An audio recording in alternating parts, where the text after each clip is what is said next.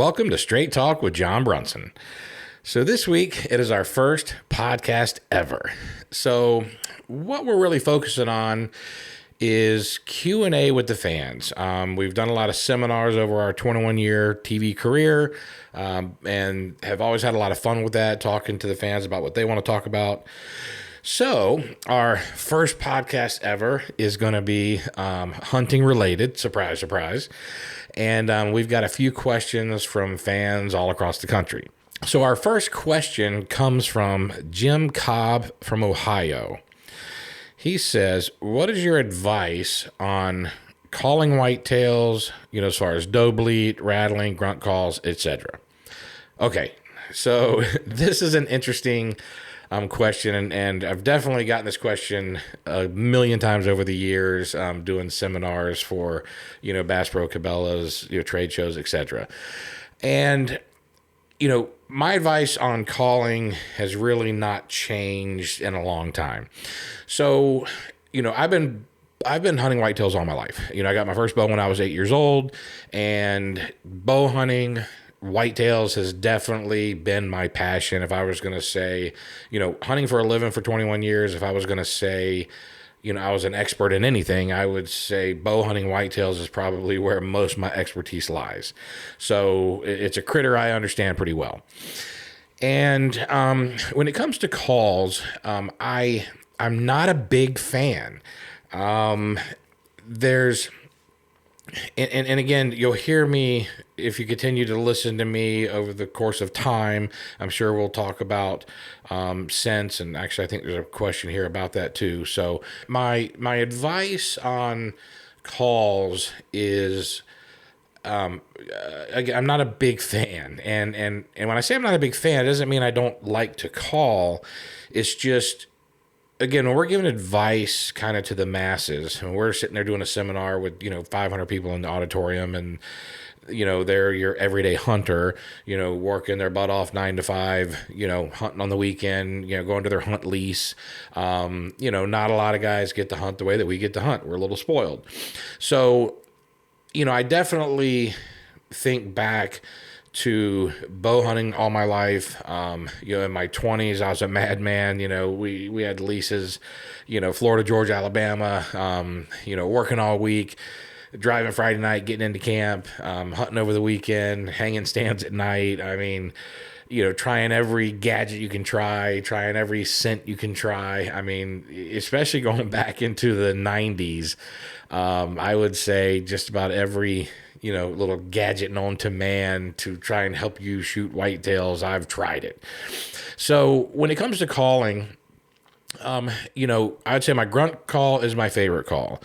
One of the reasons I'm not a big fan when I'm talking to, a bunch of hunters is one of the biggest problems, I think, is just really understanding how to call, when to call. It's about experience and knowledge. So I think first and foremost, most people that are trying to call deer, a lot of them are just not doing it right. The problem with doing something related to whitetail hunting in the woods and not doing it right usually ends up with, no success. Smart animals, adaptive, and they figure things out pretty quick. And usually if they see something they don't like, they're gone, at least for a while. So with calls, I think that one of the biggest problems is just people over calling, not calling, using the right calls at the right time. And some of that is extremely difficult to figure out. I don't care if you're me and you've hunted for a living for 21 years, knowing the perfect time to use a doe bleed or this or that. It can get complicated because it's different all over the place depending on what state you're in. Some states are more consistent, but it could be a week different here between this state and that state. It could be 2 weeks difference here in this state and that state. I've been in states where, you're grunt calling, they're reacting to a grunt call, a state over, they're not. I've been in states where, you rattle and they come running like crazy, and you go a state over and deer run from you. So when it comes to calls, my advice has always been there's really only two calls. I'd say there's only two calls that I have used in pushing 20 years of doing this for a living, and that's a grunt call and rattling. As far as a grunt call is fun because, you know, you're almost never going to see a deer spook from a grunt call. Now, if you're grunting crazy and doing crazy stuff, okay. But when you're practicing with your grunt call, if you see a buck or something and you throw some small grunts at them, rarely will you spook that deer. Now, the majority of the time they'll ignore you, but when they don't, it can be a lot of fun. I remember hunting Illinois at the Grigsby, and man, this has probably been about 16 or 17 years ago. And it was a real quiet day. I was in a lock-on stand bow hunting. I was sitting on a huge CRP field. And it had been pretty quiet that day. It had been pretty steady the day before, but all of a sudden the next day I'm in the same stand and it just wasn't a lot of deer moving. I sat all day and didn't see a deer until about 4 o'clock. And, I would have never seen this deer if I hadn't been glassing. That's something I tell people all the time. Sitting in a stand, you really need to be glassing as much as you can, especially when you're sitting on big fields and glassing those field edges.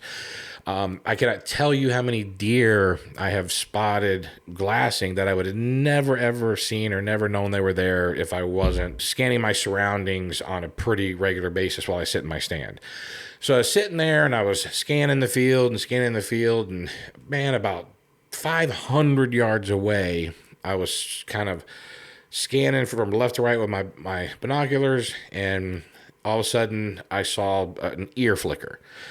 So of course I zoom in here and get kind of dialed in, and I'm checking this deer out, and it's a big buck, and he's standing just inside the wood edge. I mean, you can see him, but he literally just was on the edge of the field. He was just standing there.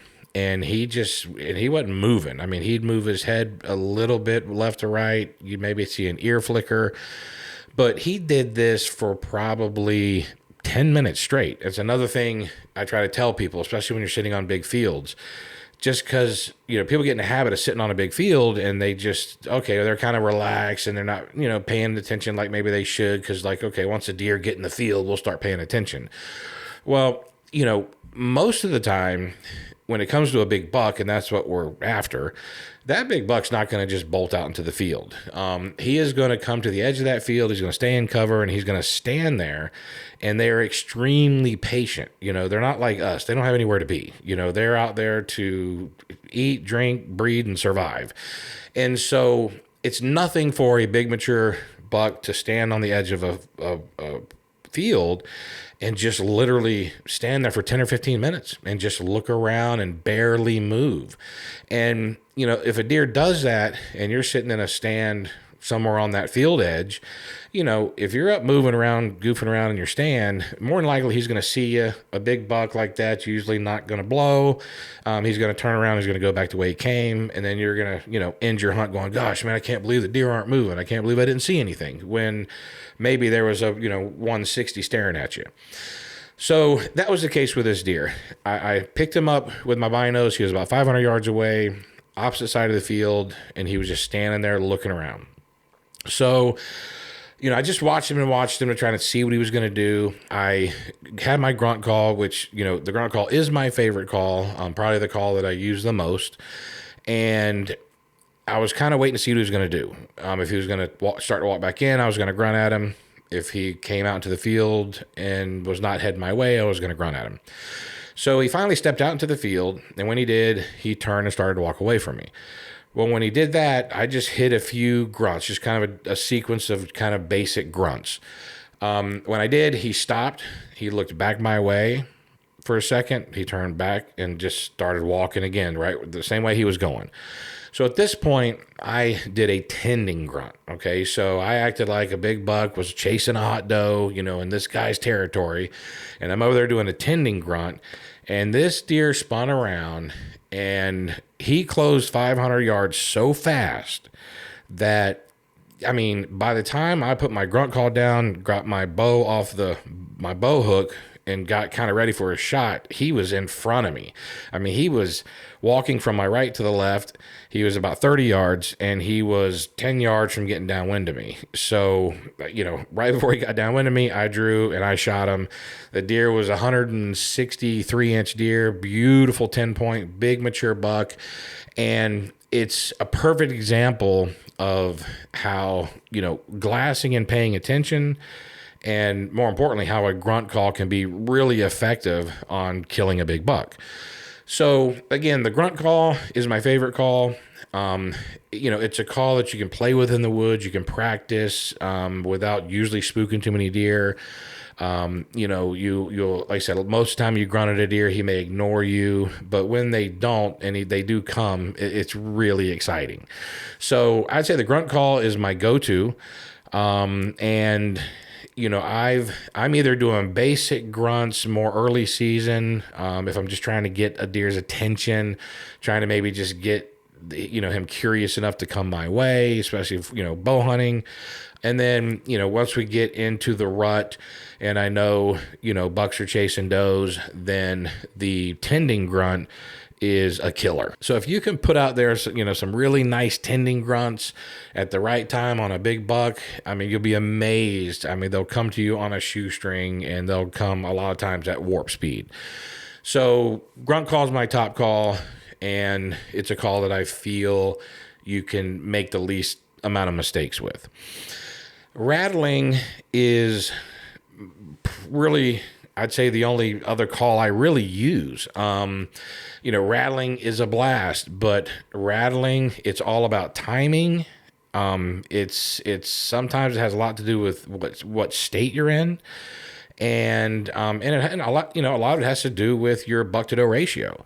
I've been in states where it's prime time rattling, and you rattle and deer run from you, and I've been in other states where it's good time to rattle and you rattle and they about run you over, like Texas. So rattling is a lot of fun, but again, it's more risky, and, you've really got to educate yourself on the proper ways to rattle, and just some tips with rattling. Rattling, obviously you want to wait late enough in the season to where bucks are getting aggressive and they're starting to fight. If not too early, you're not going to do anything but educate deer.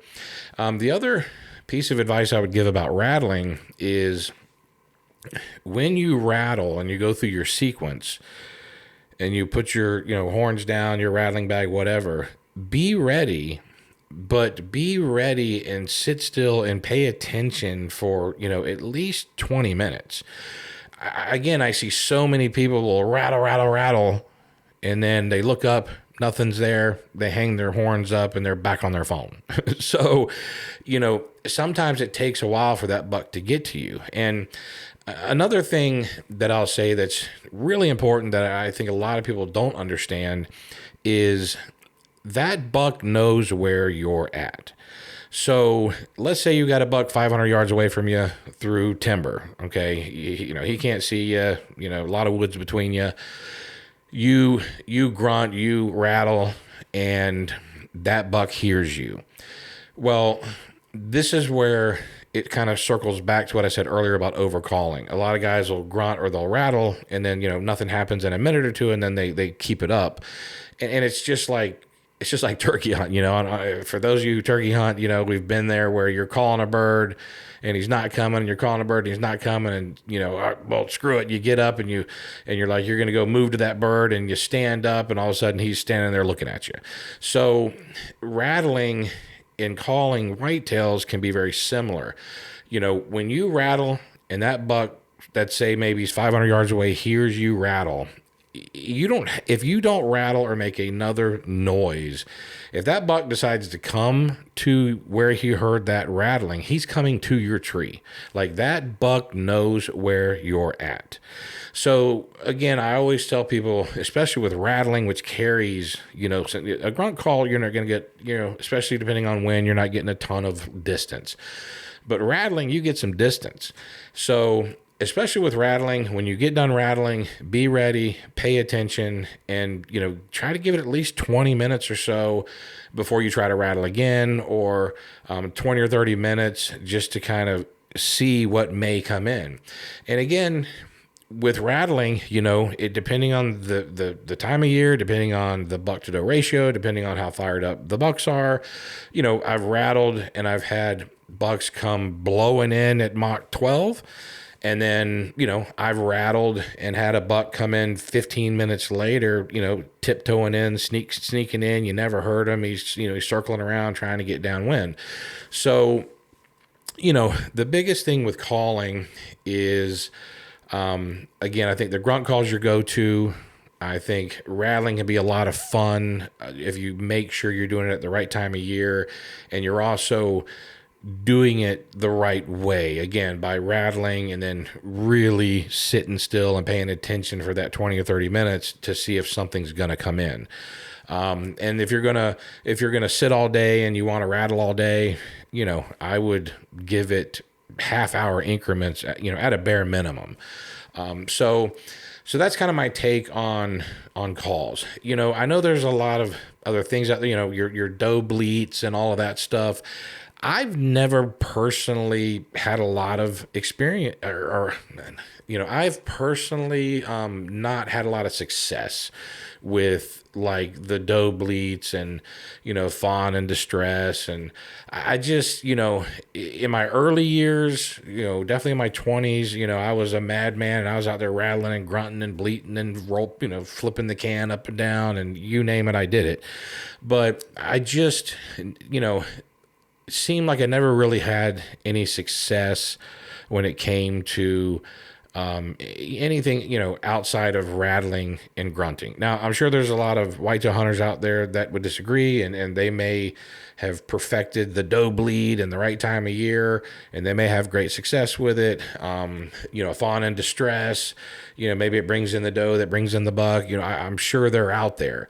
But again, this is just from my personal experience of, hunting all my life, bow hunting since I was a kid, and doing it now professionally for 21 years.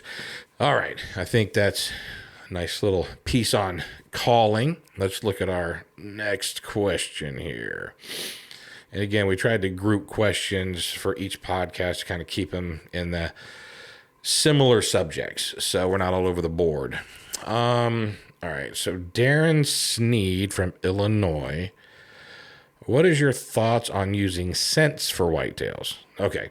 So scents, again, for me, not a big fan. I'm one thing about me is I'm always going to shoot straight on, when someone asks me opinion about, hunting or a product, I'm going to shoot them straight. And it's another thing you'll see with like our TV shows. If you hear me talking about something like scents like let's just talk about, lure and scents. If you hear me talking about them and you hear me saying I don't really use them or don't really believe in them, well, you're also not going to see, you're going to see that we don't have a scent sponsor. So, we stick with what we believe in. And if it's something we don't believe in, if it's something that we don't feel is going to help us be successful in the field, whitetail hunting, which is our job, then we're not messing with it, regardless of, who wants to write a check. So since, again, there's, I've picked up a lot of knowledge over the course of my life when it comes to, scents and, doe in heat and, tarsal glands and all this stuff. And again, when I was younger, I tried about everything under the sun. I've got a lot of issues with scents, and here are some of them. Number one, let's just hypothetically say you've got a scent that is good, okay, that actually smells like it's supposed to, that has not gone bad, that doesn't smell like ammonia. Let's assume that you have a quality scent, okay? I think that there's no doubt that just like overcalling, people, they overuse the scent. And they also, I think, don't put a lot of thought into, simple things like, where would that scent be? And I'll give you an example. And I'm guilty of this. My 20s, I did this a million times. Put, let's say like a doe in heat, you put it on your boot, right? So you walk to your stand. Okay, well, putting doe in heat on your boot, if it's a good quality scent and it's the right time of year, and you walk to your stand, well, up to that point, okay, I don't have really an issue with that. The problem is you climb up in your stand, okay, and you're sitting 15 foot up in a tree, and that scent is still on your boot. And just like a buck that hears you rattle 500 yards away and knows right where you are and comes right to that tree, it's the same with scents. When that buck comes in and he smells that doe, and let's say he follows your trail in, he's got his nose on the ground like a hound dog, right? He's coming in, he's coming in. Well, if he's coming in with nose on the ground and you can get a crack at him, great. But the thing is once he catches wind of that scent coming from the tree, okay, once he gets somewhat downwind and he smells that scent coming from the tree, again, deer know that's where it's coming from. Okay, they know. It's like I tell people all the time. They'll say, "Well, I was sitting in my stand and I didn't move an inch. I didn't do anything, and this doe came in and she just immediately looked at me."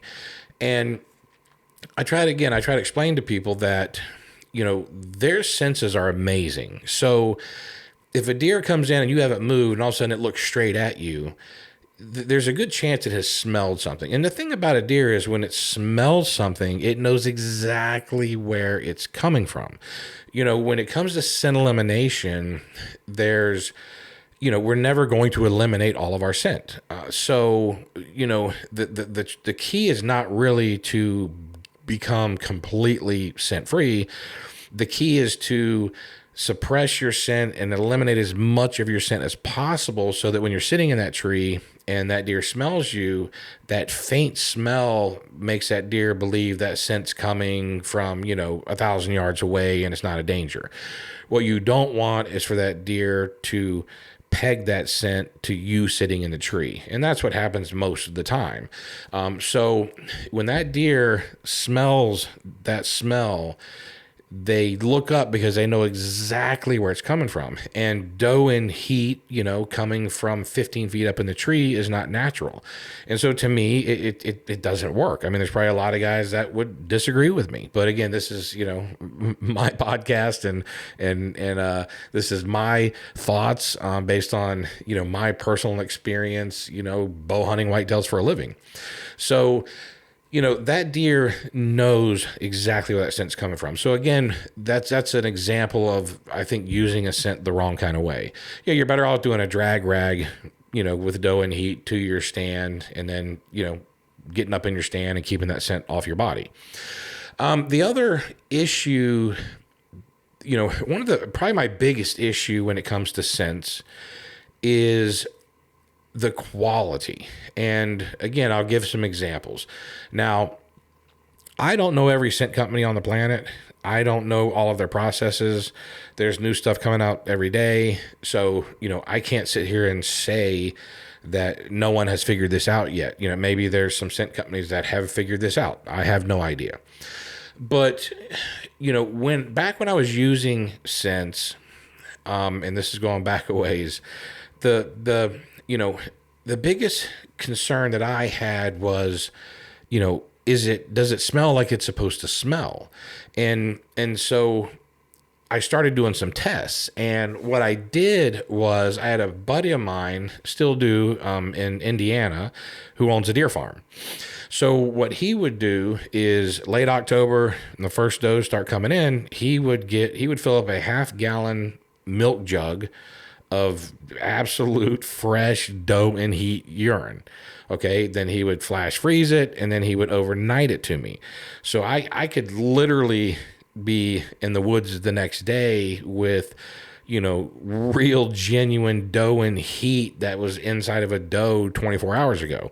And by keeping that frozen and using it throughout the season, it was amazing. I mean, I can tell you that that's the one instance anytime I would get fresh doe and heat urine from my buddy's deer farm, I always had good luck with that. It never spooked deer. It would, when it flipped them out, it flipped them out. They'd come crazy. When it worked like crazy. But I never had a deer smell it and get weird or bug out because it's the real deal. So for me personally, I'm not sure how you get that urine into a bottle that's going to, go out on trucks in the heat and then sit on the shelf of some box store for a week or a month or 3 months. And then you grab that and you take that out into the woods. And to me, I know based on all the stuff that I tested, and again, I haven't tested everything. I know there's a lot of stuff out there, and there's probably some new stuff I haven't even seen. But I know testing it against anything that I could buy at the store, there was no doubt that the stuff from the store that I was testing was no good. Number one, the urine I got from my buddy was clear gold. It was a very, very clear gold, like pee, but it was, not real dark. I mean, it would literally have, little pieces of stuff floating around and hairs and stuff. I mean, this was the real deal, but it smelt, if you smelled it, it was not real strong. It did not stink real bad. It smelled like urine. And when I would open a bottle of store-bought, doe and heat, it was always dark brown or black, and it always smelled real strong. So when I'm taking, urine out of a hot doe and literally looking at it, smelling it, looking at the color, and you're comparing that to a bottle that you bought at the box store, I mean, there was, it wasn't hard to figure out. There was nothing, there was definitely, in my opinion, they just weren't the same thing. I just feel like that urine starts to break down. It starts to turn to ammonia. It starts to smell different and stronger.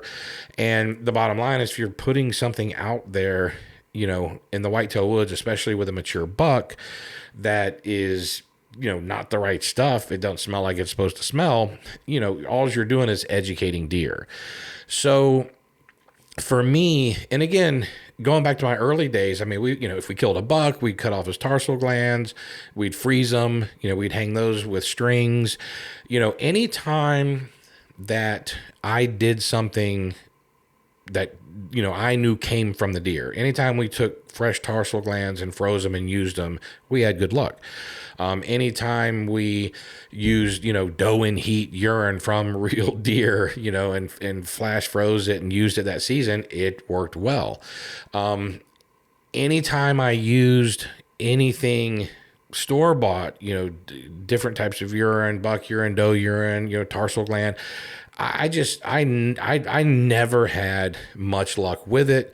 And I felt like we probably educated a lot more deer than anything else. So I would say with scents, if you're going to use them, you've got to try and find the freshest stuff out there. Again, I'm not sure. I would think by now somebody's got some new processes or where they're doing something different to keep it fresh. But if you can get, if not, I know there's a lot of deer farms out there. I mean, find some deer farms. I know there's, a lot of different states. Call them and say, hey, could I buy a jug of, deer urine from you? And have you guys freeze it and overnight it to me? I mean, it doesn't get any better than that. But I guess if you're going to use scents, make sure you're using the right stuff and make sure you're using it the right way, and don't overdo it. So, to me, less is more. So I think if, you be careful with, not overdoing it, if you're careful with the right time of the year, and if you're careful with getting scents that you know are genuinely good quality scents, then I think you can have some luck. But again, when we're out there doing seminars, talking to the masses, my recommendation has, pretty much been don't mess with scents. And for us, hunting for a living, and almost, and really the biggest portion of that over 21 years is bow hunting whitetails. I would say over the course of the 21 years of hunting whitetails professionally, we've used, very little scent. And if we do, it's going to be something like that we got from our buddy's deer farm. So my go-to strategy has really not changed in a long time. Try to figure them out, try to get in as scent-free as possible, and try to kill them before they know you're there. That has really been, I would say, the dominant philosophy for us over, the past 20 years. And we rarely use scents. I mean, it's trail cams are our number one scouting tool. It's especially now with cell cams. I mean, we've been using Browning cell cams now for over a decade. They finally came out with the cell cams like a couple years ago. Absolutely loving the cell cams, getting pictures from all over the country, from all over the different places that we hunt. But, our strategy really is trail cams, try to figure them out, get in there as scent free as possible, and try and get a big one down. And that's kind of been our philosophy when it comes to scents. All right. I think that gives at least my 2 cents on, using scents for whitetail hunting. So let's see. I'm going to do one more question here because I don't want these podcasts to be, 10 hours long. Hopefully they're interesting to everybody. Okay. Joe Mund from Alabama. Do you truly believe quality deer management works on leases and smaller pieces of property? Okay. Funny question, because I've got a really kind of unique story that answered this question for me when I was in my early 20s. So, growing up in Florida, I did not get to go hunt any big whitetail states like Illinois, Iowa, Kansas till I was in my 20s. So growing up through my teens, early 20s, we had, hunt leases. We'd lease property with buddies, right? And we had hunt leases in Florida, Georgia, and Alabama. And that was where, from childhood all the way into, I would say almost 30 years old, that's where we really spent most of our time doing all of our whitetail hunting. Now, it's funny because in the early 90s, my early 20s, quality deer management was just coming out, right? I mean, it was just this new thing, right? It was just kind of, I remember just starting to hear about it, when I was, in 19, 20, 21 years old. And, we had a lease in Georgia, okay, in South Georgia, not far over the Florida line, a place called Damascus, Georgia. And I was in this lease with, it was me and Gina and, my buddy Gary Zumwalt, who, if you guys watch my other show, Spear Life, the spearfishing show, Gary's on that show. Great outdoorsman. He's kind of like an older brother to me. We met when I was, I think, 20 years old. And Gary's, taught me a lot over the years. And so he was kind of in charge of the lease. And I want to say there were 7 of us in this lease. Now, this lease was, it was 1,200 acres, and it was a long, narrow strip of land, okay? And it was mostly crop fields. It was mostly peanuts and cotton, and then, just some hardwood strips and, some little clumps of hardwoods here and there. But it was also surrounded by, all the property surrounding us. The neighbors shot, anything that moved. It was brown, it was down. So I remember Gary kind of getting us together for a little, lease meeting and saying, hey, we want to, what do you think about trying this quality deer management? let's see what we can do. And we were clueless, and so it was really starting out. There was really not a lot of information. It was just basics, really, just nutrition, obviously passing deer and making sure they get enough birthdays. It was really just some basic stuff at the time when quality deer management kind of started gaining ground and getting more popular. So we made a simple rule that, if you shot a buck, you had to be at least an 8-point or bigger, and it had to be a mature deer. It had to be, at least a 3.5-year-old deer. Again, you got to think this is 20 years ago. So it had to be, a nice 8, had to be, at least 3.5, and it had to be a deer that you would want to put on your wall. And again, you're talking to guys growing up in Florida who are, 20 years old. I mean, shooting a nice 8-point, that's a deer you put on the wall. So, so we all agreed this is what we're going to do. So we did it year 1, shot some does. Nobody shot a buck. Didn't really see anything, worth talking about. Year 2 came around, same thing. Shot some does. Saw some decent little bucks. Didn't really feel like we were accomplishing anything. Really didn't feel like anything. This is really doing anything. Year 3 rolls around. Same thing. We shoot some does. We don't shoot any bucks. Now, everyone's starting to get a little grouchy. We're all sitting at camp. Everyone's talking about how the neighbors are shooting everything, and you can't, this deer management is not going to work. When your neighbors are killing everything, and we really started to turn sour on the QDM kind of deal. We really started kind of souring on the idea of trying to manage our deer herd. So we kind of got through season 3. We were really, really ready to throw in the towel, and everyone decided to give it one more year. And so, everyone's kind of griping and moaning, and we're paying this money, and we're leasing this property in Georgia. And, this is going to be, our 4th year of trying to do this quality deer management program. And no one shot a buck in 3 years. And, no one, at this point, we felt like we were spinning our wheels, but we agreed to give it one more year. And then there was one other thing that we did too, that I missed. Year 2, as we started learning more about quality deer management, year 2, and this is when we were still kind of fired up about it. Year 2, we designated a sanctuary. So we had a piece of, on this one 1,200, we had 1,200 acres, and we had this one section that was kind of really thick and swampy, and kind of the thickest part of the property. So we designated that as that was our sanctuary, right? So no one hunted in there, no one went in there. We left that alone.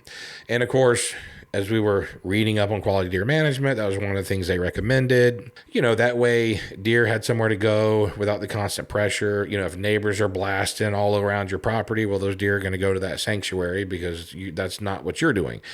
So that's the other piece of the management puzzle for us that year was setting the rules on what we could shoot, and then setting aside that sanctuary area for year 2.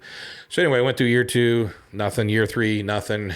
Begrudgingly, we go into year 4, agreeing to do this one more year. Year 4, bam, we start seeing some decent bucks, and all of a sudden one of the guys shoots a 150-inch whitetail. I mean, a beautiful big mainframe 10, just Georgia deer, again, not far over the Florida line, and just a big 10-point, I mean, for us, 150-inch 10-point, it was like, you done shot the buck off the cover of Buckmaster's magazine or something. So, shot that big buck, shot another decent buck, saw, another decent buck. And at that point, after that 4th year, we were sold. And we never looked back. So that completely sold me on quality deer management. But what it did is it sold me on deer management, even when you don't live in Illinois and you don't own your own 2,000 acres, and, which is, most everybody. So we proved that a handful of guys could lease a piece of property in South Georgia, not known for big deer. And we proved that we could manage it with some basic management principles and then eventually start killing big deer. So that was a turning point for me personally. At that moment, I became a believer, and again, never looked back. So yes, I am a firm believer in quality deer management. I think that if you have a big enough piece of property, and you can manage it properly, you definitely can increase your odds of killing a big deer. If your property's not real big, trying to get your neighbors on the program is also very helpful. I mean, that's something that, Brad Miller, my buddy, retired NBA player, has got a beautiful farm in Indiana. We were actually just there a week ago, and he's really in kind of the more advanced stages of quality deer management. For years, him and all of his boys, he's playing basketball. They would hunt. They didn't get to hunt a lot. When they did, they'd shoot whatever, and it was a big fun thing. And hey, that's what they wanted it for. As Brad got more serious about managing deer, then it started, okay, buck to doe ratio. Hey, let's start passing on some of these deer. And then this year was a perfect example. He had some really nice deer. I mean, some 150-inch, 3.5-year-olds. And, we all made a pact this year that we'd shoot cull bucks, because we know if one or two of those deer make it through the season next year, all of a sudden Brad's going to be shooting, 160, 170-inch deer on his property. So with Brad, yeah, it's just been interesting to see the whole process. And now he's kind of on the tail end of that whole, quality management system. He's got most of his neighbors on board with not shooting the big bucks, the young big bucks. And it's going to be really exciting to go back to his farm next year. And I think next year someone's going to be putting a monster buck down, probably maybe the biggest buck that's ever been killed on that farm. So, well, I think that answers, questions about, quality deer management and my thoughts on how effective it is, especially with, leases and smaller pieces of property. Again, it's just about setting it up the right way, discipline, sticking with it. When you're managing a lease, property you don't own, a property you can't control the neighbors, it can get discouraging. And I can almost assure you that you're going to get a year or two into that program and probably get discouraged. But I think if you stick with it, do it the right way, read up on quality deer management, how your property's laid out, is there an area you can designate as a sanctuary? Do they have good nutrition? They have water, are you doing any supplementation, any protein? Obviously there's a lot of aspects to growing big deer, but I can tell you in Georgia, there was no feeding, there was no nothing. It was literally managing the deer, giving them enough birthdays, couldn't control the neighbors, and designating a sanctuary on the property. So giving them time, giving them a sanctuary is really all it took for us to start killing some big deer. So with that said, I think I'm going to wrap it up today. I don't know how long this has been. It seemed like a pretty long time. So hopefully, like I said, it's interesting. And hopefully anyone that's listening to this is picking up a few tips on whitetail hunting. So until next time, this is Straight Talk with Jon Brunson.